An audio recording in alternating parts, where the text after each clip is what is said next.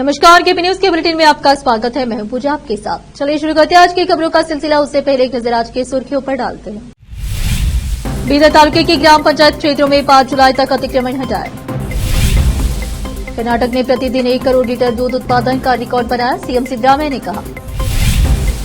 कर्नाटक भाजपा की कार्यकारिणी बैठक 4 जुलाई को, उसके बाद समीक्षा सत्र। पीएम मोदी ने कहा, मणिपुर में स्थिति सामान्य करने के लिए सरकार लगातार कोशिश कर रही है।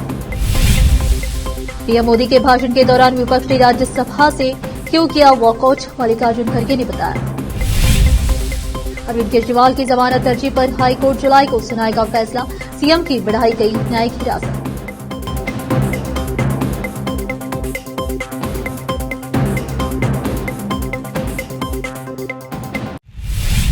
समाचारों का सिलसिला शुरू करते हुए देखते हैं समाचार विस्तार से। बीदर तालुका के ग्राम पंचायत के अधिकार क्षेत्र में आने वाले जनता या व्यापारी जिन्होंने स्थानीय संगठन के तहत सड़क या फुटपाथ पर अतिक्रमण किया है, उन्हें 5 जुलाई तक स्वेच्छा से अतिक्रमण स्थल को खाली कर देना चाहिए। बीदर तालुका पंचायत के कार्यकारी अधिकारियों ने बयान में कहा कि यदि कोई गलती है तो 8 जुलाई से इसे कानूनी रूप से दूर करने की कार्रवाई की जाएगी। उन्होंने बयान में कहा कि जिला प्रशासन ने वीडियो के माध्यम से बीदर तालुके में नगर परिषद, नगर पालिका और ग्राम पंचायत के क्षेत्र में उससे सटे स्थानीय सड़कों और फुटपाथों के अतिक्रमण को हटाने के लिए तालुका प्रशासन से एक टीम बनाने का सख्त निर्देश दिया है। कर्नाटक के मुख्यमंत्री सिद्धरामैया ने कहा है कि राज्य में दूध उत्पादन 1 करोड़ लीटर प्रतिदिन के रिकॉर्ड स्तर पर पहुंच गया है। पिछले साल जून में राज्य में दूध उत्पादन 90 लाख लीटर प्रतिदिन था। इस उपलब्धि को मनाने के लिए आयोजित समारोह के तहत गायों की पूजा करने के बाद मीडिया से बात करते हुए मुख्यमंत्री ने कहा कि यह कर्नाटक मिल्क फेडरेशन केएमएफ के इतिहास में एक बड़ी उपलब्धि है। सिद्धरामैया ने याद किया कि जब वे पहले पशुपालन मंत्री थे तो उन्होंने डायरियों को दूध संघों को सौंप दिया था। मुख्यमंत्री ने कहा, तब तक डायरिया और दूध संघ अलग अलग संस्थाओं के रूप में काम करते थे। दूध समितियां भी किसानों का संगठन है। कर्नाटक में करीब 16,000 समितियां और 15 दूध संघ है। कुछ जगहों पर 2 या 3 जिलों ने मिलकर एक संघ बना लिया है। दूध उत्पादन बढ़ने के कारण सरकार ने आधा लीटर दूध के पैकेट में 50 मिलीलीटर दूध मिलाने और 2 रुपए अधिक कीमत वसूलने का फैसला किया। सीएम ने कहा, उत्पादित दूध को खरीदना पड़ता है क्योंकि हम किसानों और समितियों से दूध लेने से मना नहीं कर सकते। किसानों की मदद के लिए दूध की मात्रा बढ़ाई गई है। उन्होंने कहा कि भाजपा झूठे आरोप लगा रही है क्योंकि उन्हें किसानों की परवाह नहीं है। सीएम ने दोहराया कि कर्नाटक में दूध की कीमत अन्य राज्यों की तुलना में कम है। उन्होंने कहा कि किसानों को प्रति माह 150 करोड़ रुपए और प्रति वर्ष 1,800 करोड़ रुपए की सब्सिडी देकर मदद की जा रही है। कर्नाटक भाजपा की कार्यकारिणी की बैठक 4 जुलाई को बेंगलुरु के पैलेस ग्राउंड में होगी। बैठक में पार्टी द्वारा राज्य सरकार की विफलताओं के खिलाफ प्रस्ताव पारित किया जाएगा। हाल ही में हुए लोकसभा चुनाव के बाद यह राज्य भाजपा की पहली कार्यकारिणी समिति की बैठक होगी। भाजपा 5 जुलाई से असफल उम्मीदवारों के साथ 2 दिवसीय समीक्षा बैठक भी करेगी। पत्रकारों से बात करते हुए राज्य भाजपा महासचिव नंदीश रेड्डी ने कहा कि इस कार्यक्रम में राज्य भर में 1,745 सदस्यों के भाग लेने की उम्मीद है। रेड्डी ने कहा कि राज्य भाजपा अध्यक्ष पीवाई विजयेंद्र इस कार्यक्रम की अध्यक्षता करेंगे और केंद्रीय सड़क परिवहन और राजमार्ग मंत्री गडकरी को विशेष आमंत्रित सदस्य के रूप में आमंत्रित किया गया है। वरिष्ठ भाजपा नेता राधा मोहन अग्रवाल, जो लोकसभा चुनाव के लिए पार्टी के कर्नाटक प्रभारी थे, उनको भी भाग लेने की उम्मीद है। उन्होंने कहा, बैठक का उद्देश्य हर एक बूथ तक पहुंचना है। विजयपुरा से लगभग 45 किलोमीटर दूर कोल्हार कस्बे के पास कृष्णा नदी में बलूती रेल पर मंगलवार को एक नाव के पलट जाने से कम 6 लोगों के डूब जाने की आशंका है। यह घटना तब हुई जब नदी किनारे ताश खेल रहे कुछ लोग इस डर से नाव पर कूद पड़े कि पुलिस उन्हें जुआ खेलने के आरोप में गिरफ्तार करने आ रही है। भागने की जल्दी में वे मछुआरों द्वारा नदी किनारे रखे गए नाव पर चढ़ गए और उसे कुछ दूर तक ले गए, लेकिन अचानक तेज हवाओं ने नाव को हिला दिया और वे नियंत्रण खो बैठे।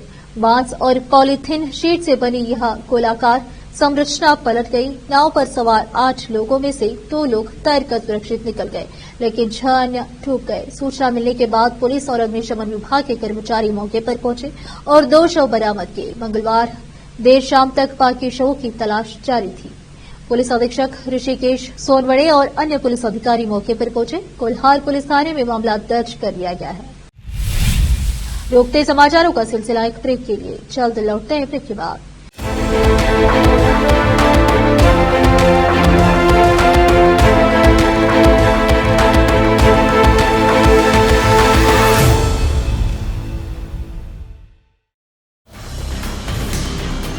हिंदुस्तान के हर कोने में हम हैं मौजूद। 24 घंटे हालात पर गहरी नजर, खबरों से जुड़े चुपते सवालात, और आपको दिखाता है धार्मिक, सामाजिक, राजनीतिक, लोकल और इंटरनेशनल न्यूज की सबसे बेहतर कवरेज, जो आपको रखती है हर पल बाखबर। देश और दुनिया भर की खबर के लिए देखते रहें केपी न्यूज 24/7। ब्रेक के बाद आपका स्वागत है। आइए अब देखते हैं देश के अन्य समाचार। प्रधानमंत्री नरेंद्र मोदी ने कहा कि केंद्र सरकार मणिपुर में प्रदेश की सरकार के साथ मिलकर स्थिति को नॉर्मल करने के लिए निरंतर प्रयासरत है। उन्होंने सभी से राजनीति से ऊपर उठकर वहां की स्थिति को सामान्य बनाने में सहयोग की अपील की। साथ ही पीएम मोदी ने आग में घी डालने वालों को आगाह भी किया कि वे ऐसी हरकतें बंद करें। राज्यसभा में राष्ट्रपति के अभिभाषण पर धन्यवाद प्रस्ताव पर हुई चर्चा का जवाब देते हुए प्रधानमंत्री ने कहा, मणिपुर की स्थिति सामान्य करने के लिए सरकार निरंतर प्रयासरत है। वहां जो कुछ भी घटनाएं घटी है उनमें 11,000 से ज्यादा प्राथमिकी दर्ज की गई है। मणिपुर छोटा सा राज्य है, फिर भी 11,000 प्राथमिकी, वहां 500 से ज्यादा लोग गिरफ्तार हुए हैं। उन्होंने कहा, इस बात को भी हमें स्वीकार करना होगा कि मणिपुर में हिंसा की घटनाएं लगातार कम होती जा रही है। इसका मतलब शांति की आशा रखना, शांति पर भरोसा करना संभव हो रहा है। विपक्षी गठबंधन इंडिया के घटक दलों ने बुधवार को प्रधानमंत्री नरेंद्र मोदी के भाषण के दौरान राज्यसभा से वॉकआउट किया। इसे लेकर कांग्रेस के राष्ट्रीय अध्यक्ष मल्लिकार्जुन खड़गे का बयान आया है। उन्होंने बताया कि राज्यसभा से वॉकआउट करने की वजह क्या रही। राज्यसभा में विपक्ष के नेता मल्लिकार्जुन खड़गे ने कहा कि हम इसलिए बाहर आ गए क्योंकि प्रधानमंत्री राष्ट्रपति के अभिभाषण पर सदन को संबोधित कर रहे थे और उन्होंने सदन को कुछ गलत बातें बताई। झूठ बोलना और सच्चाई से परे बातें कहना उनकी आदत है। मैंने उनसे सिर्फ यही पूछा था जब वह संविधान के बारे में बोल रहे थे कि आज जो संविधान को बचाने के लिए ढिंडोरा पीट रहे हैं, इस पर मैंने कहा कि आपने संविधान नहीं बनाया, आप लोग इसके खिलाफ थे। कांग्रेस अध्यक्ष ने आगे कहा, मैं सिर्फ यह स्पष्ट कर रहा था कि कौन लोग संविधान के पक्ष में थे और कौन संविधान के खिलाफ थे। उन्होंने आरएसएस संविधान का विरोध किया है, उन्होंने संविधान को नकार दिया था। उन्होंने बीआर अम्बेडकर और पंडित नेहरू का पुतला चलाया। वह बार बार कहते हैं कि हमने बीआर अम्बेडकर का अपमान किया। उन्होंने वहां लोकसभा में यह कहा था और वह आज भी यही कह रहे हैं। इस पर मैं बताना चाहता था कि बाबा साहेब ने संविधान सभा में क्या कहा है, आरएसएस ने क्या कहा है और ऑर्गेनाइजर में उनके लोग क्या बोले हैं, वो सब बताना चाहता था। दिल्ली शराब नीति से जुड़े सीबीआई के मामले में मुख्यमंत्री अरविंद केजरीवाल की जमानत अर्जी पर हाईकोर्ट 5 जुलाई को सुनवाई करेगा। वहीं राउज एवेन्यू कोर्ट ने दिल्ली शराब नीति से जुड़े मनी लॉन्ड्रिंग के मामले में केजरीवाल की न्यायिक हिरासत 12 जुलाई तक बढ़ा दी है। केजरीवाल को वीडियो कॉन्फ्रेंसिंग के जरिए राउज एवेन्यू कोर्ट में पेश किया गया था। राउज एवेन्यू कोर्ट ने मेडिकल चेकअप के दौरान वीडियो कॉन्फ्रेंसिंग के माध्यम से अपनी पत्नी की उपस्थिति में मांग करने वाली अरविंद केजरीवाल की याचिका पर फैसला सुरक्षित रख लिया है। कोर्ट 6 जुलाई को केजरीवाल की इस अर्जी पर अपना फैसला सुनाएगी। वहीं दिल्ली हाईकोर्ट ने मंगलवार को दिल्ली के मुख्यमंत्री अरविंद केजरीवाल की केंद्रीय जांच एजेंसी द्वारा उनकी गिरफ्तारी और रिमांड को चुनौती देने वाली याचिका पर सीबीआई को नोटिस जारी किया। न्यायमूर्ति नीना बंसल कृष्णा की पीठ ने सीबीआई को नोटिस जारी कर 7 दिनों के भीतर अपना जवाब दाखिल करने को कहा। अदालत ने मामले को 17 जुलाई को बहस के लिए सूचीबद्ध किया। यूपी के हाथरस में मची भगदड़ मामले में पूर्व सीएम और सपा सांसद अखिलेश यादव का बयान सामने आया है। अखिलेश ने कहा, यह बहुत दर्दनाक है। जिन परिवारों के सदस्यों की जान गई है उन्हें दुख सहने की शक्ति मिले। जो हादसा हुआ है यह सरकार की लापरवाही है। ऐसा नहीं है कि सरकार को इस कार्यक्रम की जानकारी न हो। अखिलेश ने कहा, जब कभी भी इस प्रकार के कार्यक्रम होते हैं तो बड़ी संख्या में लोग इसमें शामिल होते हैं। इस लापरवाही से जो जाने गई है उसकी जिम्मेदार सरकार है। कोई अगर अस्पताल पहुंच भी गया तो उन्हें पर्याप्त इलाज नहीं मिल पाया, न ऑक्सीजन, न दवाई, न इलाज मिल पाया। इसकी जिम्मेदार भाजपा है जो बड़े बड़े दावे करती है कि हम विश्वगुरु बन गए हैं। क्या अर्थव्यवस्था का मतलब यह है कि किसी आपातकाल स्थिति में आप लोगों का इलाज न कर पाए। उत्तर प्रदेश के हाथरस जिले में मंगलवार को नारायण साकार विश्व हरि के नाम से प्रसिद्ध भोले बाबा के कार्यक्रम में लाखों की संख्या में भक्तों की भीड़ जुटी। कार्यक्रम स्थल पर प्रशासन की परमिशन से ज्यादा भक्त सत्संग कार्यक्रम में पहुंचे। भोले बाबा के सत्संग के दौरान भगदड़ मच गई। घटना सिकंदराव कोतवाली क्षेत्र के जीटी रोड स्थित गांव फुलराई के पास की है। उत्तर प्रदेश के हाथरस में भोले बाबा के प्रवचन के दौरान मची भगदड़ में 121 लोगों की मौत हो गई। इस सत्संग में हुई भगदड़ के दौरान मरने वालों में ज्यादातर महिलाएं शामिल हैं। ज्यादातर शवों की पहचान हो चुकी है। हादसे पर आम आदमी पार्टी के राज्यसभा सांसद संजय सिंह ने कहा कि पूरे देश में अनियंत्रित बाबा बाजार चल रहा है। धर्म के नाम पर धंधा जारी है। इन बाबाओं की पृष्ठभूमि क्या है, कौन जांच करेगा? कुछ दिनों तक शोक संवेदना व्यक्त की जाएगी, फिर सब कुछ भुला दिया जाएगा, क्योंकि हमारे देश में इंसान की जिंदगी की कीमत 2 लाख रुपए का चेक है। वहीं इस हादसे पर शिवसेना यूबीटी के राज्यसभा सांसद संजय राउत ने कहा कि यह बहुत दुखद और दुर्भाग्यपूर्ण घटना है। देश में ऐसी घटनाएं होती रहती है। कुछ साल पहले नवी मुंबई में एक सत्संग का आयोजन किया गया था और भगदड़ मच गई, जिसमें 50 से अधिक लोग मारे गए। ऐसे सत्संग पर किसी का वश नहीं। ये बाबा और महाराज लोगों को बुलाते हैं और प्रशासन असहाय है। एक कानून बनाना चाहिए। इस तरह के सत्संग आयोजनों की जिम्मेदारी कौन लेगा? इन आयोजनों में गरीब लोग शामिल होते हैं। भारत के ज्यादातर राज्यों में मानसून की बारिश लोगों को भिगो रही है। मौसम विभाग के मुताबिक मानसून अपनी सामान्य तारीख 8 जुलाई से पहले ही पूरे देश में पहुंच गया है। देश की राजधानी दिल्ली, यूपी, बिहार समेत विभिन्न राज्यों में लगातार बारिश देखने को मिल रही है। मौसम विभाग ने एक बार फिर से कई राज्यों के लिए बारिश का अलर्ट जारी किया है।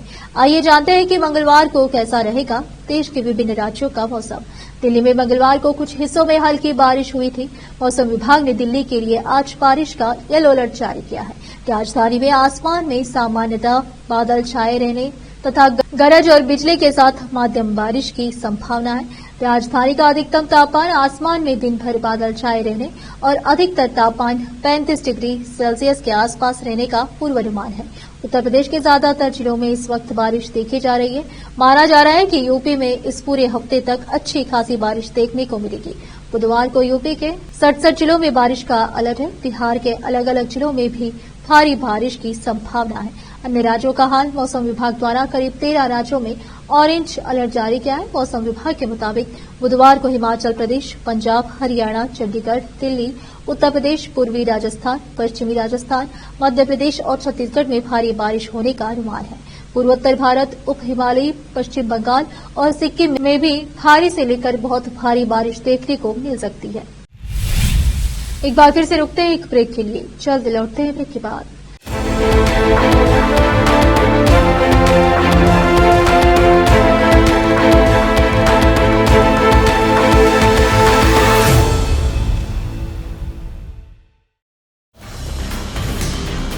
हिंदुस्तान के हर कोने में हम हैं मौजूद। 24 घंटे हालात पर गहरी नजर, खबरों से जुड़े चुपते सवालात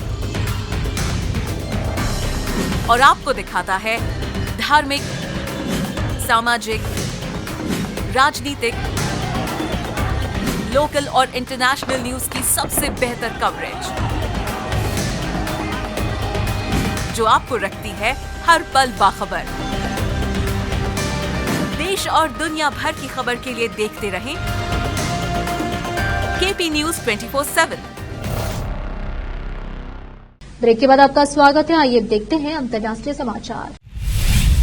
मशहूर लेखक सलमान रुश्दी पर चाकू से हमला करने के आरोपी शख्स ने उस समझौते को स्वीकार करने से इनकार कर दिया है जिसके तहत उसके साथ सजा कम हो सकती थी।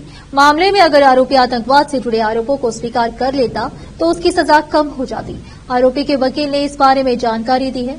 हादी मतार ने 2022 में सलमान रुश्दी पर हमला किया था, जिसके बाद से वह हिरासत में है। मतार पर सलमान रुश्दी पर चाकू से 12 से अधिक बार वार करने का आरोप है। पश्चिमी न्यूयॉर्क के चौटक्का संस्थान में व्याख्यान देते वक्त आरोपी मतार ने रुश्दी पर हमला कर दिया था।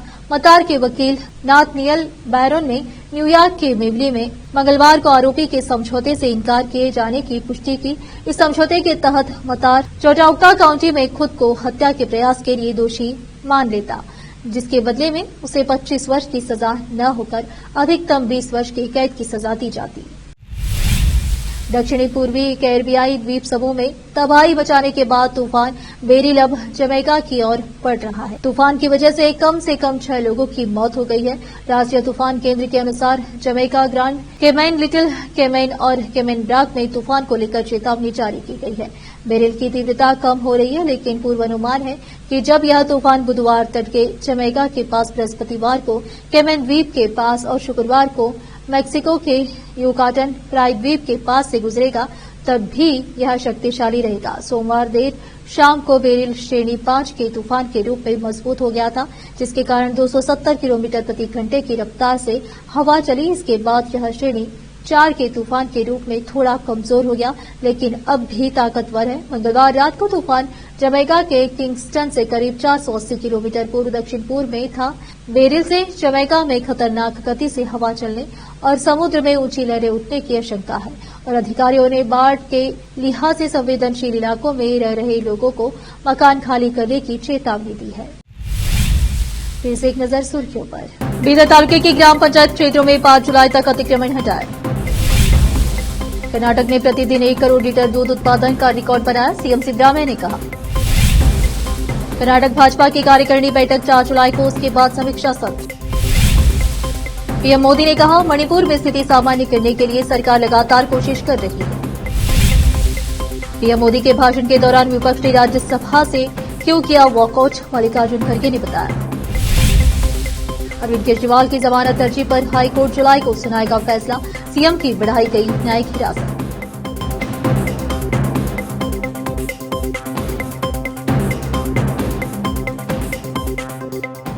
केपी न्यूज के बुलेटिन में आज इतना ही। आप देख रहे थे हमारा चैनल केपी न्यूज 24/7। धन्यवाद।